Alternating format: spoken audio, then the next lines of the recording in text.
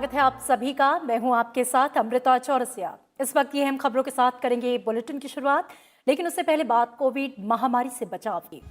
Corona महामारी के खिलाफ पूरा देश एकजुट होकर लड़ रहा है।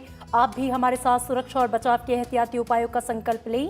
अपना मास्क अच्छी तरह से पहनें, 2 गज की दूरी का पालन करें, सुरक्षित दूरी बनाए रखें, साथ ही हाथों को बार बार धोएं।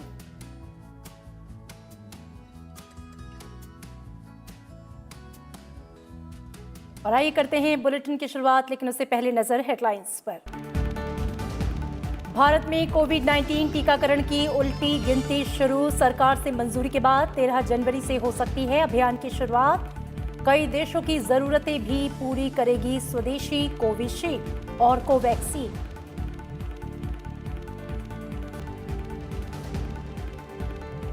कोविन ऐप के जरिए होगी टीकाकरण अभियान की निगरानी। वैक्सीन लेने वालों को ऐप के जरिए कराना होगा रजिस्ट्रेशन। हेल्थ वर्कर्स और फ्रंट लाइन वर्कर्स के लिए रजिस्ट्रेशन जरूरी नहीं।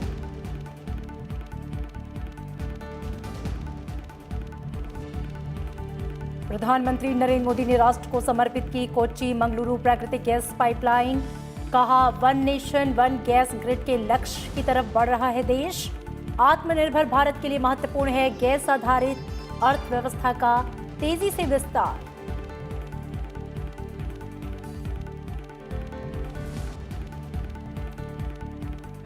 उपराष्ट्रपति एम वेंकैया नायडू ने लैंगिक आधार पर रोजगार में भेदभाव खत्म करने पर दिया जोर। चेन्नई के गणितीय विज्ञान संस्थान में आयोजित कार्यक्रम में संबोधन। कहा, संस्थानों में क्षेत्रीय भाषाओं में उपलब्ध कराए जाएं तकनीकी पाठ्यक्रम।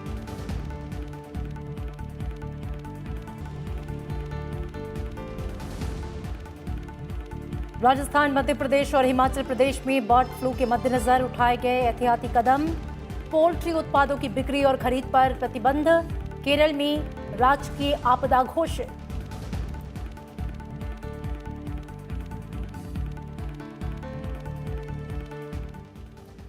देश में कोरोना के खिलाफ जारी जंग में 2 वैक्सीन के आपातकालीन इस्तेमाल की अनुमति मिलने के बाद से अब टीकाकरण शुरू किए जाने की कवायद शुरू हो गई है।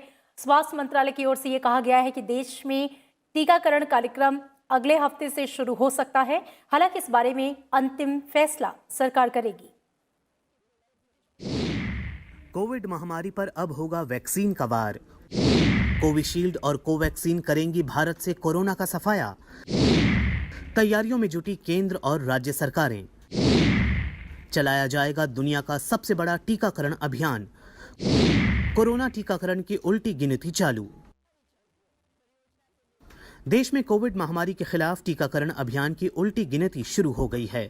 स्वास्थ्य मंत्रालय ने मंगलवार को वो ऐलान कर दिया जिसका हर किसी को बेसब्री से इंतजार था।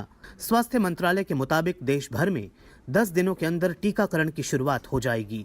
टीकाकरण अभियान के लिए जो टीमें बनाई जाएंगी उनमें हर एक टीम में 5 सदस्य होंगे। Including the vaccinator, there would be 5 people in the vaccination team for each site. उनको आइडेंटिफाई किया गया, उनको ट्रेन किया गया, सारे जो स्टैंडर्ड ऑपरेटिंग प्रोसीजर्स और प्रोटोकॉल्स हैं उनका ऑपरेशनलाइजेशन देखा गया। और ये भी देखा गया कि जहां भी हम इस प्रकार का टीकाकरण करें वहां इन्फेक्शन ना फैले। इन्फेक्शन प्रिवेंशन एंड कंट्रोल, इस पर भी ध्यान हुआ। तो ये हमें ये बताता है कि हम इस स्थिति में हैं कि जिस भी दिन हम चाहेंगे EUA के 10 दिन के भीतर हम उसको, EUA का अर्थ है इमरजेंसी यूज ऑथराइजेशन, तो जिस भी दिन हुआ, जैसे अब आप जानते हैं कि किस दिन हुआ, उस दिन से 10 दिन के भीतर में ये रोल आउट होने की पूरी तैयारी है। वैक्सीन लेने वालों को पहला टीका कब लगेगा और दूसरा टीका कब लगाया जाएगा, इसकी जानकारी डिजिटल माध्यम से ही दी जाएगी। स्वास्थ्य मंत्रालय के मुताबिक वैक्सीन लेने वालों की डिजिटल हेल्थ मिशन के तहत यूनिक हेल्थ ID भी बनाई जाएगी। सेशन एलोकेशन की जो पूरी प्रक्रिया है वो भी डिजिटली होगी। बेनिफिशियरी को वैक्सीनेशन हुआ ये भी डिजिटली कैप्चर किया जाएगा और उसको अगला डोज लेने के लिए कब आना है ये इंफॉर्मेशन भी उसको डिजिटली दी जाएगी। बेनिफिशियरी को एक्नॉलेजमेंट जाएगा कि धन्यवाद, आज आप यहाँ उपस्थित हुए और आपने फलाने वैक्सीनेटर से फलाने साइट पर पहला डोज वैक्सीनेशन का ले लिया। फिर उसमें प्रावधान है कि यूनिक हेल्थ आईडी भी जनरेट की जा सकती है, और जब दोनों डोजेज मिल जाएंगी तो एक क्यूआर कोड आधारित सर्टिफिकेट जनरेट होगा, जो डिजिटल सर्टिफिकेट है। सरकार टीकाकरण अभियान की डिजिटल निगरानी भी करेगी। इसके लिए तैयार किया गया है कोविन ऐप। इस ऐप के जरिए वैक्सीन लेने वालों का रजिस्ट्रेशन कराया जाएगा। हालांकि हेल्थ वर्कर्स और अन्य फ्रंटलाइन वर्कर्स को वैक्सीन के लिए कोविन पर रजिस्ट्रेशन की जरूरत नहीं होगी। Our doctors, our nurses, our medical workers need not self-register themselves on the CoWIN platform. Their data has already been pre-populated. Similarly, our frontline workers, which means people in the armed forces, in state police, in central police, in municipal workers, they also need not self-register themselves because their bulk data is also getting pre-populated. When we would come to the population priority groups, there the provision of registration or editing of data would come. CoWIN हमने बनाया भारत में है, लेकिन ये विश्व के लिए है, ये एक पब्लिक हेल्थ गुड है। तो जो देश भी इसको इस्तेमाल करना चाहेंगे, भारत सरकार प्रोएक्टिवली उनकी मदद करेगी। कोविशील्ड और कोवैक्सीन को 2 से 8 डिग्री के ठंडे तापमान पर रखना जरूरी है। स्वास्थ्य मंत्रालय ने कहा कि इसके लिए पूरे देश में भरपूर इंतजाम हैं। देश भर में वैक्सीन स्टोर करने के लिए 41 कोल्ड स्टोरेज हैं और वैक्सीन निर्माता 4 बड़े डिपो में वैक्सीन पहुंचाते हैं। यहां से वैक्सीन को स्टेट वैक्सीन स्टोर तक पहुंचाया जाता है। वैक्सीन को आगे पहुंचाने की जिम्मेदारी राज्यों और केंद्र शासित प्रदेश की जिम्मे होती है। प्राइमरी वैक्सीन स्टोर जो भारत सरकार के स्वास्थ्य मंत्रालय द्वारा चलाए जाते हैं, संचालित किए जाते हैं, जिनको जीएमएसडी डिपोज कहते हैं, ऐसे 4 बड़े डिपो हैं। एक करनाल में है, एक मुंबई में है, एक चेन्नई में है और एक कोलकाता में है। तो इन 4 बड़े डिपोज पर वैक्सीन मैन्युफैक्चरर्स एयर ट्रांसपोर्ट के माध्यम से वैक्सीन सप्लाई करते हैं। वहाँ से 2 रास्ते हैं। एक है कि रेफ्रिजरेटेड या इंसुलेटेड वैन्स के माध्यम से स्टेट वैक्सीन स्टोर्स में वैक्सीन पहुंचे। स्टेट वैक्सीन स्टोर कुल 37 हैं। कोविशील्ड और कोवैक्सीन पूरी तरह से सुरक्षित हैं और ब्रिटेन की वैक्सीन से किसी भी मामले में कम नहीं हैं। आईसीएमआर के निदेशक बलराम भार्गव ने खुद इस बारे में जानकारी दी।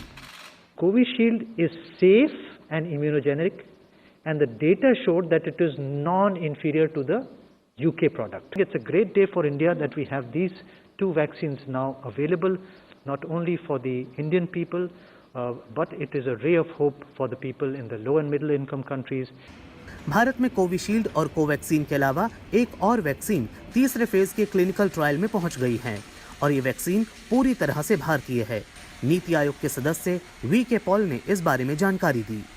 Our 4th vaccine has now moved into phase 3 trials, and that is again India vaccine, as you know, on a very difficult and a new and a novel platform. Made in India Covishield और Covaxin Bharat ही नहीं बल्कि दुनिया के अन्य देशों की जरूरत को भी पूरा करेगी। स्वास्थ्य मंत्रालय ने साफ कर दिया कि अन्य देशों के लिए वैक्सीन निर्यात पर किसी तरह की पाबंदी नहीं है। भारत में कोरोना वायरस का नया स्ट्रेन बढ़ता जा रहा है। ब्रिटेन से पहले इस नए कोरोना वायरस स्ट्रेन के भारत में 33 नए मामले दर्ज किए गए, जिसके बाद से कुल आंकड़ा 71 पहुंच गया है। केंद्रीय स्वास्थ्य मंत्रालय के मुताबिक सभी संक्रमित लोगों को आइसोलेशन सेंटर में अलग अलग रूम में रखा गया है। रिपोर्ट के मुताबिक एनआईवी पुणे लैब में 20 नए मामले दर्ज किए गए। मंत्रालय ने बताया है कि अन्य नमूनों का जीनोम सिक्वेंसिंग किया जा रहा है और हालात पर पैनी नजर रखी जा रही है। इन लोगों के संपर्क में आए सभी लोगों को ट्रेस किया जा रहा है।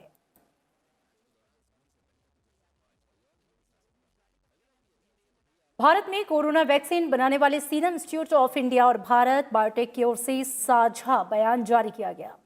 सीआईआई के सीईओ अदार पूनावाला और भारत बायोटेक के चेयरमैन कृष्ण इल्ला ने कहा कि देश में 2 कोरोना वैक्सीन को आपात इस्तेमाल की मंजूरी मिली है और इनका फोकस वैक्सीन बनाने, उसकी सप्लाई और बांटने पर है। दोनों संस्थान देश हित में काम करेंगे। दोनों ही कंपनियों का यह मानना है कि इस वक्त भारत और दुनिया के लोगों की जान बचाना एक बड़ा लक्ष्य है। विश्व स्वास्थ्य संगठन के डायरेक्टर टेड्रोस अधनोम घेब्रेयेसस ने वैक्सीन निर्माण में भारत के सहयोग की तारीफ की है। उन्होंने ट्वीट करके कहा कि भारत ने कोविड महामारी को समाप्त करने के अपने संकल्प का प्रदर्शन किया और भारत ने निर्णायक कार्रवाई जारी रखी। उन्होंने कहा कि यदि हम मिलकर इस महामारी के खिलाफ लड़ाई लड़ेंगे, तभी प्रभावी और सुरक्षित टीके का उपयोग गरीब और कमजोर लोगों को बचाने के लिए किया जा सकता है।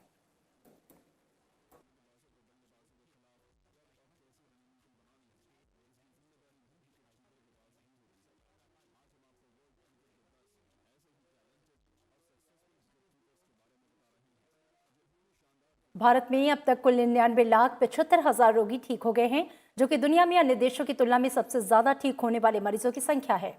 देश में दैनिक सक्रिय मामलों में लगातार गिरावट जारी है। सोमवार को अब तक ये सबसे कम 16,375 कोरोना के मामले दर्ज किए गए। देश में कोरोना से ठीक होने वाले मरीजों का आंकड़ा लगातार बढ़ता जा रहा है। पिछले काफी दिनों से दैनिक नए मामलों की तुलना में अधिक मरीजों के ठीक होने से सक्रिय मामलों में लगातार गिरावट हो रही है। सोमवार को कुल 16,375 नए सक्रिय मामले सामने आए, जो कि पिछले 7 महीनों में सबसे कम हैं। वहीं इस दौरान 29,091 मरीजों को अस्पताल से छुट्टी दे दी गई। वहीं सोमवार को कुल सक्रिय मामलों में 12,716 मामलों की गिरावट दर्ज की गई है। इसके साथ ही देश में कुल सक्रिय मामलों की संख्या घटकर 2,31,036 रह गई है। देश में मौजूदा सक्रिय मामलों की हिस्सेदारी घटकर 2.23% हो गई है। वहीं कोविड को हराकर ठीक हुए मरीजों की संख्या 99,75,000 को पार कर गई है। रिकवरी दर भी बढ़कर 96.32% तक पहुंच गई है, जो कि दुनिया में किसी भी देश की तुलना में सबसे बेहतर है। बीते 24 घंटे में कोरोना से जान गंवाने वालों की संख्या 201 रही है। कोविड की वजह से अब तक 1,49,850 रोगियों की मौत हो चुकी है। फिलहाल देश में मृत्यु दर 1.45% है। जो एक्टिव केसेस हैं वो 6 महीने के बाद 2.5 लाख से कम हो गए हैं और लगातार घटते जा रहे हैं। डेली नंबर ऑफ डेथ्स 300 से कम पिछले 11 दिनों से लगातार हैं। क्यूमुलेटिव पॉजिटिविटी रेट जो है वो 6% से कम हो गया है, 5.87 है। और अगर आप पिछले सप्ताह का पॉजिटिविटी रेट देखें तो 1.97 है। यदि आप हर सप्ताह के पिछले 5 सप्ताहों में हर सप्ताह होने वाले एवरेज रिकवरीज और एवरेज नए केसेस को देखें तो एवरेज रिकवरीज की संख्या नए केसेस से ज़्यादा रही है, जिसकी वजह से जो कुल एक्टिव केसेस हैं उनका नंबर लगातार घट रहा है। ICMR के मुताबिक अब तक देश भर में करीब 17,65 लाख से अधिक नमूनों की जांच की जा चुकी है। वहीं सोमवार को करीब 8,96,000 से ज्यादा नमूनों की जांच की गई है। भारत में ब्रिटेन के लिए कल से एक बार फिर से उड़ान सेवाओं की शुरुआत हो जाएगी। केंद्रीय मंत्री हरदीप सिंह पुरी ने कहा कि ब्रिटेन के लिए उड़ानों का संचालन सीमित संख्या में शुरू किया जाएगा। साथ ही यात्रियों के लिए नए नियम भी बनाए गए हैं। So we made it compulsory to test again on arrival. And even if you're negative, we made mandatory home quarantine for 7 days. We will review the situation if any additional steps have to be taken.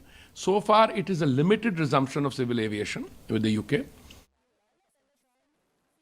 Britain में corona virus के नए strain के बढ़ते मामलों के मद्देनजर देश में एक बार फिर से राष्ट्रीय लॉकडाउन का ऐलान कर दिया गया। ब्रिटेन के प्रधानमंत्री बोरिस जॉनसन ने कोरोना वायरस के नए और अधिक संक्रामक रूप से बचने के लिए लोगों से घर में ही रहने की अपील की है। उन्होंने कहा कि देश में जिस तरह से कोरोना के नए मामले बढ़े हैं, उसे देखते हुए कठिन निर्णय लेने की जरूरत है।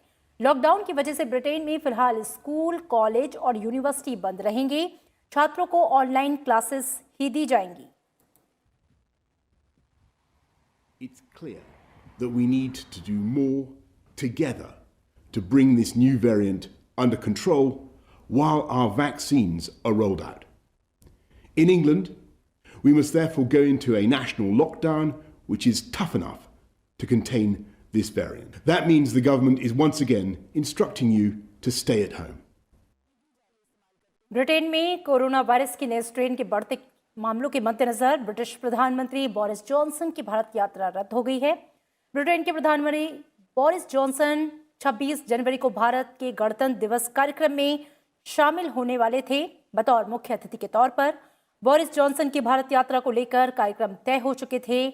भारत यात्रा के बोरिस जॉनसन की प्रधानमंत्री नरेंद्र मोदी के साथ शिखर वार्ता भी होनी थी। विदेश मंत्रालय से मिली जानकारी के मुताबिक ब्रिटिश प्रधानमंत्री ने आज खुद प्रधानमंत्री नरेंद्र मोदी को फोन पर बात की है और फिलहाल भारत आने में असमर्थता जाहिर की। इस दौरान प्रधानमंत्री नरेंद्र मोदी ने ब्रिटिश प्रधानमंत्री से कहा कि वे ब्रिटेन में आए कोविड महामारी के ताज़ा संकट की स्थिति से वाकिफ हैं।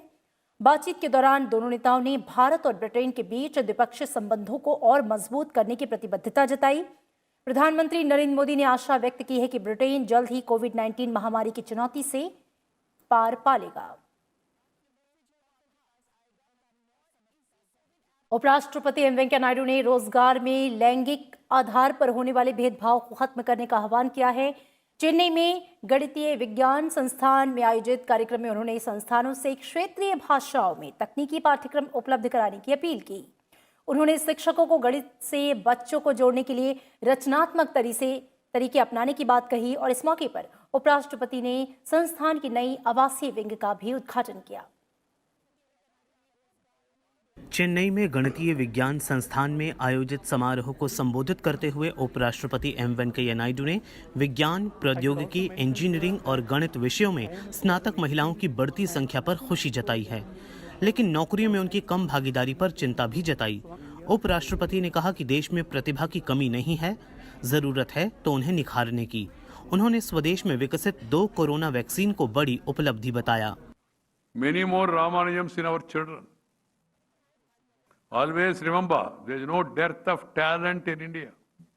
This land, this soil, this water, this air, this civilization has something special.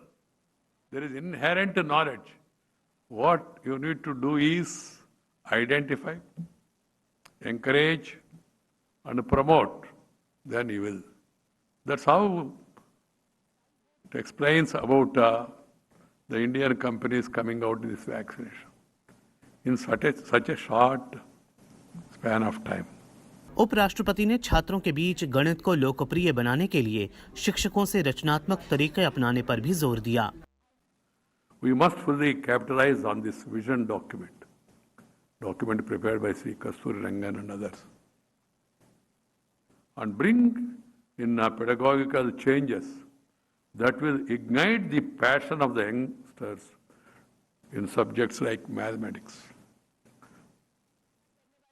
Foundational mathematics and science form the basis for STEM, science, technology, engineering, and mathematics education. We must nurture and encourage children to make up and take up their careers in society. Any country that aspires to be in the forefront of human knowledge needs to invest in fundamental scientific research, including mathematics. उपराष्ट्रपति ने सुझाव दिया कि नई शिक्षा नीति के प्रावधानों का पूरी तरह से लाभ उठाना चाहिए और प्राथमिक शिक्षा में शैक्षणिक परिवर्तन लाया जाना चाहिए। प्रधानमंत्री नरेंद्र मोदी ने कहा है कि आज देश में one nation one gas grid पर तेजी से काम हो रहा है। कोच्चि मंगलुरु प्राकृतिक गैस पाइपलाइन के उद्घाटन के मौके पर उन्होंने आत्मनिर्भर भारत के लिए गैस आधारित अर्थव्यवस्था को महत्वपूर्ण बताया। उन्होंने कहा कि हर देशवासी को सस्ता, पर्याप्त और प्रदूषण रहित ईंधन और बिजली मुहैया कराने के लिए सरकार पूरी प्रतिबद्धता के साथ काम कर रही है। प्रधानमंत्री नरेंद्र मोदी ने वीडियो कॉन्फ्रेंस के जरिए कोच्चि मंगलुरु प्राकृतिक गैस पाइपलाइन राष्ट्र को समर्पित की। 450 किलोमीटर लंबी ये पाइपलाइन एक राष्ट्र एक गैस ग्रिड के निर्माण की दिशा में बड़ा कदम है। इस मौके पर प्रधानमंत्री ने कहा कि विकास को प्राथमिकता देते हुए सभी मिलकर काम करें तो कोई लक्ष्य असंभव नहीं है। उन्होंने कहा कि आत्मनिर्भर भारत के लिए गैस आधारित अर्थव्यवस्था महत्वपूर्ण है। Crores of rupees would be invested in the oil and gas sector in this decade itself. Dedication of this Kochi Mangaluru natural gas pipeline of GAIL is a part of our journey to move towards one nation, one gas grid. Clean energy is important for a better future. The pipeline will help improve clean energy access. प्रधानमंत्री नरेंद्र मोदी ने कहा कि इस pipeline के जरिए केरल और कर्नाटक की अर्थव्यवस्था को बल मिलेगा। उन्होंने इस परियोजना से होने वाले 10 बड़े फायदों का भी जिक्र किया। ये पाइपलाइन दोनों राज्यों में लाखों लोगों के लिए ईज ऑफ लिविंग बढ़ाएगी। दूसरा, ये पाइपलाइन दोनों ही राज्यों के गरीब, मध्यम वर्ग और उद्यमियों का खर्च कम करेगी। तीसरा, ये पाइपलाइन अनेक शहरों में सिटी गैस डिस्ट्रीब्यूशन सिस्टम उसका एक माध्यम बनेगी। चौथा, ये पाइपलाइन अनेक शहरों में सीएनजी आधारित ट्रांसपोर्ट सिस्टम को डेवलप करने का आधार बनेगी। पांचवा, ये पाइपलाइन मैंगलोर केमिकल और फर्टिलाइजर प्लांट को ऊर्जा देगी, कम खर्च में खाद बनाने में मदद करेगी, किसान को मदद होगी। छठा, ये पाइपलाइन मैंगलोर रिफाइनरी और पेट्रोकेमिकल को ऊर्जा देगी, उन्हें स्वच्छ ईंधन देगी। सातवां, ये पाइपलाइन दोनों ही राज्यों में प्रदूषण कम करने में बड़ी भूमिका निभाएगी। आठवां, प्रदूषण कम होने का सीधा असर होगा पर्यावरण पर। जितनी कार्बन डाइऑक्साइड का एमिशन इससे कम होगा, वो लाखों पेड़ लगाने के बाद ही हासिल हो सकता है। साथियों, नवा लाभ ये कि पर्यावरण बेहतर होने से लोगों की सेहत भी अच्छी रहेगी, बीमारी पर होने वाला उनका खर्च भी कम होगा। 10वां, जब प्रदूषण कम होगा, हवा साफ सुथरी होगी, शहर में गैस आधारित व्यवस्थाएं होगी, तो और ज्यादा टूरिस्ट आएंगे, टूरिज्म सेक्टर को भी इसका लाभ होगा। प्रधानमंत्री ने कहा कि हर देशवासी को सस्ता, पर्याप्त और प्रदूषण रहित ईंधन और बिजली मुहैया कराने के लिए सरकार पूरी प्रतिबद्धता से काम कर रही है। सरकार ने 2014 से गैस और तेल सेक्टर में सुधार के लिए कई कदम उठाए हैं। Our government believes in an integrated approach for energy planning. Our energy agenda is all inclusive. Since 2014, we have brought in various reforms across the oil and gas sector. These reforms cover exploration and production, natural gas marketing and distribution. We plan to achieve one nation, one gas grid. We also want to shift to gas-based economy. प्रधानमंत्री ने कहा कि आज का युवा भारत दुनिया को संभालने के लिए तैयार है और इसलिए हाल के वर्षों में भारत ने अपने पैमाने, दायरे और गति में सुधार किया है। उन्होंने ये भी कहा कि ब्लू इकोनॉमी आत्मनिर्भर भारत का महत्वपूर्ण स्रोत होने जा रही है। कार्यक्रम को कर्नाटक और केरल के मुख्यमंत्रियों के अलावा केंद्रीय पेट्रोलियम और प्राकृतिक गैस मंत्री धर्मेंद्र प्रधान ने भी संबोधित किया। प्रधानमंत्री नरेंद्र मोदी ने सोशल मीडिया प्लेटफॉर्म लिंक्डइन पर आत्मनिर्भर भारत अभियान को लेकर विचार साझा किए। प्रधानमंत्री ने कहा कि भारतीय उत्पादों को दुनिया भर में स्वीकार किया जाए और उनकी प्रशंसा हो। इसके लिए जरूरी है कि गुणवत्ता वाले उत्पाद बनाए जाएं और ये सुनिश्चित किया जाए कि ये उत्पाद विश्व स्तर पर व्यापक रूप से अपनाए जा सके। प्रधानमंत्री ने लिखा कि भारत कौशल और प्रतिभा का एक पावर हाउस है जो हमारे स्टार्टअप उद्योग की सफलता और युवाओं के अभिनव उत्साह को दिखाता है। देश में नए उत्पाद और सेवाएं तेजी से बनाई जा रही हैं। दोनों घरेलू और वैश्विक बाजार इसका इंतजार कर रहे हैं। दुनिया सस्ती, टिकाऊ और प्रयोग करने योग्य उत्पादों की खोज में है। आत्मनिर्भर भारत पैमाने और मानकों के दोहरे सिद्धांतों पर टिका है। ज्यादा उत्पादन के साथ ही हम ऐसे उत्पाद बनाना चाहते हैं जो अच्छी गुणवत्ता के हों। प्रधानमंत्री ने लिखा कि भारत केवल अपने उत्पादों के साथ वैश्विक बाजारों को भरना नहीं चाहता। हम चाहते हैं कि भारतीय उत्पाद दुनिया भर के लोगों का दिल जीते। जब हम मेक इन इंडिया कहते हैं तो हमारा उद्देश्य न केवल वैश्विक मांग को पूरा करना है बल्कि वैश्विक स्वीकार्यता भी हासिल करना है। प्रधानमंत्री ने सभी से किसी भी उत्पाद या सेवा में जीरो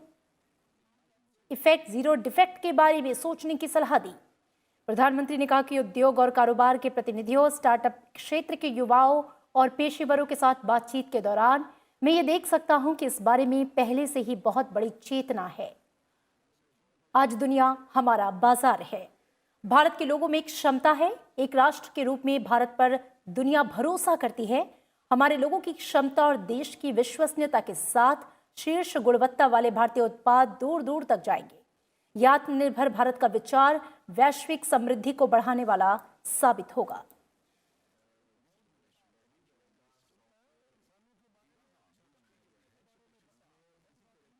और संसद की प्राक्कलन समिति ने आज अहम बैठक की है। ये बैठक एमपी लैंड फंड योजना के तहत निधि आवंटन और उपयोग की समीक्षा विषय पर थी।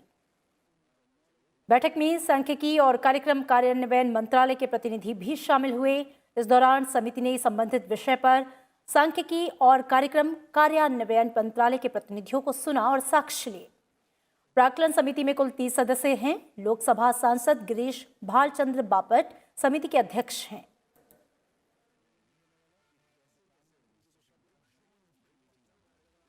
सुप्रीम कोर्ट ने केंद्र सरकार की महत्वाकांक्षी सेंट्रल विस्टा योजना को आज हरी झंडी दे दी। Justice AM Khanwilkar, justice Dinesh Maheshwari और जस्टिस संजीव खन्ना की खंडपीठ ने 2-1 के बहुमत से फैसला सुनाया। कोर्ट ने यह कहा कि परियोजना के लिए पर्यावरण समिति की सिफारिश न्याय संगत है और इसलिए उसको बरकरार रखा जाए। जस्टिस खानविलकर और जस्टिस माहेश्वरी ने दिल्ली विकास प्राधिकरण की ओर से भूमि उपयोग बदलने की अधिसूचना को भी सही ठहराया। कोर्ट ने कहा कि निर्माण कार्य शुरू करने के लिए विरासत संरक्षण समिति की मंजूरी आवश्यक होगी।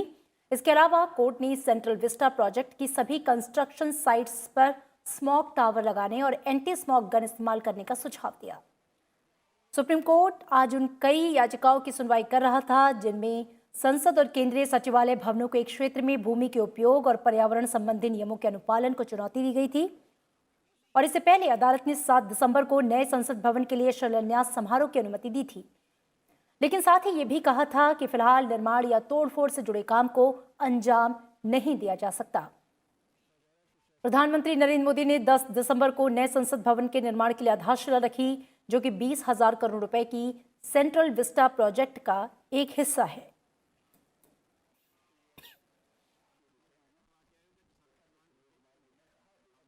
और इसी के साथ फिलहाल इस बुलेटिन में इतना ही, लेकिन जाते जाते आपसे एक बार फिर ये अपील, कोरोना महामारी के खिलाफ पूरा देश एकजुट होकर लड़ रहा है। आप भी हमारे साथ सुरक्षा और बचाव के एहतियाती उपायों का संकल्प लें। अपना मास्क अच्छी तरह से पहनें, 2 गज की दूरी का पालन करें, सुरक्षित दूरी बनाए रखें, साथ ही हाथों को बार बार धोएं।